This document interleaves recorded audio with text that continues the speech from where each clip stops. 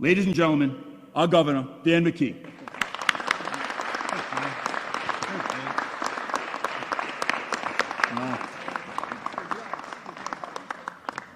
Mayor, thank you so much. It's an absolute privilege to be here in East Providence and also with municipal leaders that represent hundreds of thousands of people in the state of Rhode Island. So thank each and every one of you for being here today and for your support, not only today, but over a lot of years, right? And doing great things in our community. So it's great to be here in East Providence, a place with a bright economic future and extraordinary promise. And the mayor outlined one of the major projects that we're going to make sure gets off the ground here right on the port, developing a new port right here in East Providence to create jobs and to really follow through on our promise in terms of renewable and clean energy and our commitment for clean air in the state of Rhode Island. I'm happy to be here today with my wife Susan, my daughter Kara, son Matthew, his wife Laura, my sister Mary Ellen, as well as here, who's always been with me for many, many years, working on these things behind the scenes as I'm out front and center, doing the work that needs to be done and dealing with the issues that we have to deal with as elected officials. So thank you, Susan. We're here this morning for something that's personal to me. The future of Rhode Island and the future of the people who live in our great state. As many of you know, I was born and raised in Cumberland. It's where I met my wife Susan, raised our family. I still live there today. My 93-year-old mom lives with us right on Hillside Road. Many people know that address. Right in Cumberland. Our family includes nurses, teachers, waitresses, architects, musicians, construction workers, occupational therapists, college students, small business owners, U.S. postal workers, people who work for the railroad. We love getting together and having fun. We're competitive. We play a lot of card games, ping pong tournaments. Music is essential in our family everywhere we go, and we're sports enthusiasts. My mom taught us all the importance of keeping family close, getting together often, and doing what is right. Thanks, Mom. I would not be standing here today without your support. I'll see you later tonight. You cannot fully understand my story unless you understand the story of my hero, my dad, who passed away in 1986. I wanted to be just like him when I grew up.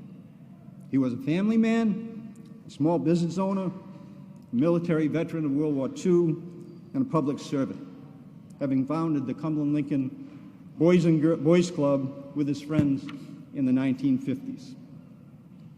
Following in my dad's footsteps, after graduating from college, I started a small real estate business, and a few years later, opened a health club right in Woonsocket, right next to Mayor Babaldelli Hunt. Charlie, his uncle, actually helped us welcome us to that community.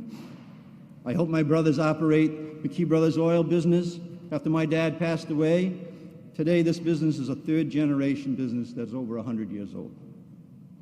I served as president of the Boys and Girls Club that my dad started and helped start the club's endowment fund with my friends in the 1980s. I share my dad's passion for helping kids reach their potential. It is what led me to coaching dozens of Rhode Island teenagers, boys and girls. Kara helped me start a girls' basketball program right at the Boys and Girls Club. She was in the first grade. It is what led me to becoming committed to improving the educational outcomes in our schools. My dad's lessons led me to where I am today and guide me each and every day as we work to build a stronger Rhode Island.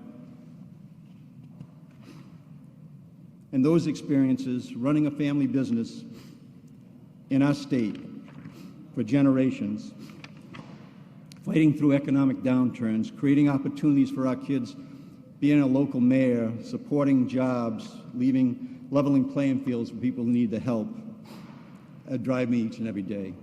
I first ran for mayor of Cumberland over 20 years ago because at that time the town's finances were under significant pressure and on the verge of a state intervention. And I believed that my hometown deserved better. I love my community, and I wanted my government to sweat the small things and make things work better for the people who lived in our town. During 12 years as mayor, we built a budget surplus, invested in our infrastructure, and improved our schools. As lieutenant governor, I gave all the municipal leaders in the state a seat at the table at the State House. I symbolically put a hat rack in my office with a place for each and every municipal leader to hang their hat. I fought for small businesses and the working people that they employed. We lowered electric bills for Rhode Islanders and helped small businesses owners get their pandemic relief so they could stay afloat. As I said, all these experiences have built a working foundation that allowed my team and I to take a unique and challenging transition from lieutenant governor to governor, diving in on day one, delivering steadiness during an uncertain and fledgling time of crisis, right-sizing a listing ship, and positioning Rhode Island at the top of the national COVID response, economic triage, and within this short year, record economic growth. Over the last year, I've learned and confirmed and over again how much I love Rhode Island. And simply, on behalf of all its residents, how much I love the work. Which is why, with a sense of humility and optimism, today I'm announcing my incumbent candidacy for a full 4-year term as governor.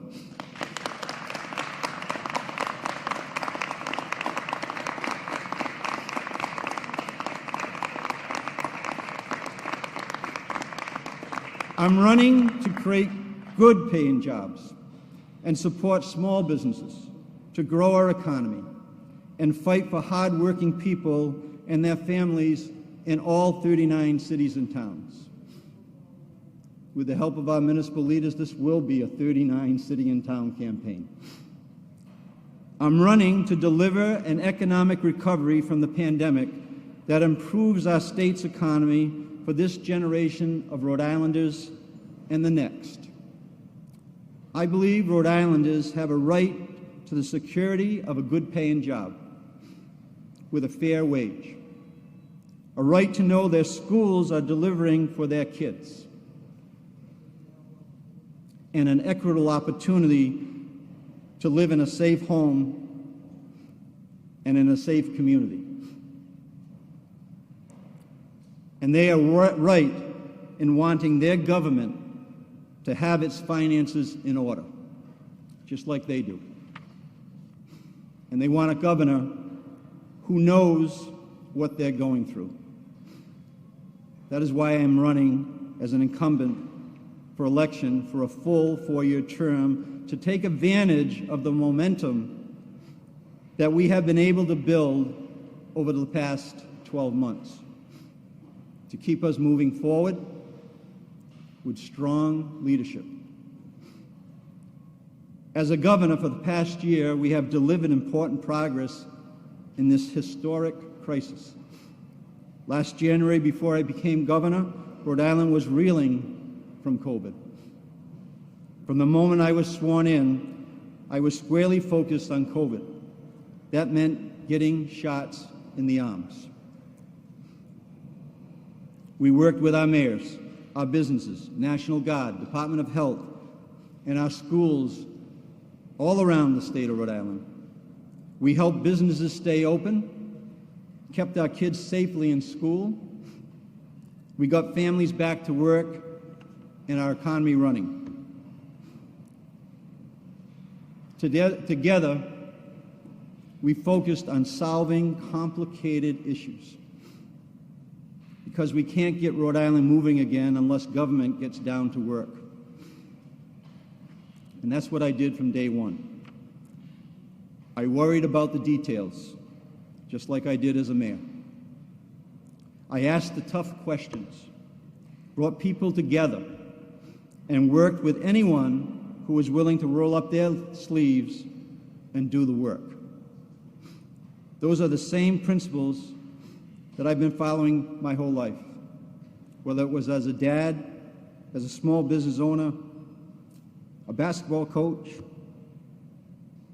whether as a mayor of Cumberland or now as governor of Rhode Island. And a year after being sworn in as governor, Rhode Island is #1 in the nation in vaccinations and #1 in the Northeast for our economic recovery. When was the last time that Rhode Island was first out of an economic downturn? We are always the one that is first in and last out. We're going to change that. Our state is emerging from this crisis with momentum. Over the last year, we've worked to grow thousands of new jobs and have thousands of new jobs on the drawing board with new approved projects throughout the state of Rhode Island. Right, Joe? I have worked with the Speaker and the Senate President because people expect state leaders to work together to make their lives better. We've raised the minimum wage to give working people a fair shot and grow our economy. We've supported thousands of businesses with tens of millions of dollars in grants to help them get by. We've strengthened common sense gun violence measures and fought for pay equity. We passed a Clean Air Act, and we're acting on that now. Our budget, our proposals in the budget this year speak to those very issues. And in the year ahead, we're cutting taxes for veterans, growing jobs of the future, and investing in a once-in-a-generation effort to add low-income and affordable housing. All so we can create opportunity for the hard-working people of Rhode Island. And that's what brings us here together today in East Providence, to send a message about our economic future in all 39 cities and towns, to speak to every resident, no matter who you are or where you're from. It's an honor to be here at IGUS, which has 300 employees who have kindly welcomed us to show their excellent progress. Thank you for being such a good host today. They've hired more than 100 employees during the pandemic and planning a new building, energy-efficient facility in the near future. We're excited to work with IGUS and businesses across the state to create more success stories, build on the momentum. My message to Rhode Island today is simple. I'm running for governor to help create more opportunity for working people and their families, to support our seniors, veterans, small businesses, and keep the economic engine humming and take advantage of the blue economy and beyond, and the green economy as well.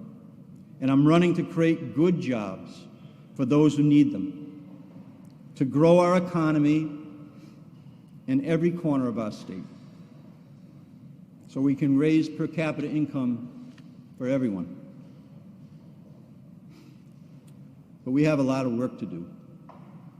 The work is not over, and we're going to get it done, because we will have a bright future when we work together as one team to improve the lives of everyone. There'll be much more to share in the coming weeks and months as we gear up on this election. This will be a 39 city and town campaign, and I'm looking forward to it.